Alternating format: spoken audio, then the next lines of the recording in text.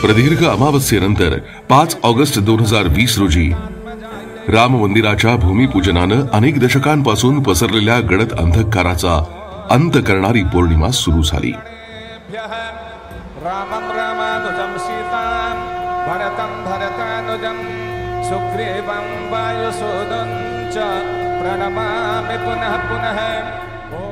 भूमिपूजनानं संपूर्ण भारत आनंदात न्हाऊन निघाला होता. शतकानुशतकांची प्रतीक्षा संपल्यामुळे प्रत्येक भारतीयाचं मन आनंदानं भरून आलं होतं. आज पूरा भारत राममय है. प्रभू श्रीराम प्रत्येक भारतीयाचे आहेत.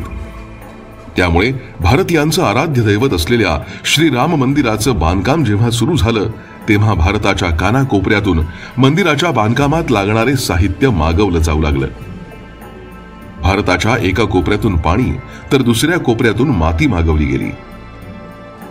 मंदिराच्या दरवाजांसाठी वापरलं जाणारं लाकूड महाराष्ट्रातलंय तर मंदिर बांधकामात वापरलेला दगड राजस्थानचा, ग्रॅनाइट तेलंगणा आणि कर्नाटकचा आहे तर मूर्तीचे शिल्पकार ओरिसाचे आहेत. रामायणात जसं संपूर्ण भारत दिसतो त्याचप्रमाणे अखंड आणि महान भारताचं दर्शन भगवान श्रीरामांच्या भव्य मंदिरात होत आहे.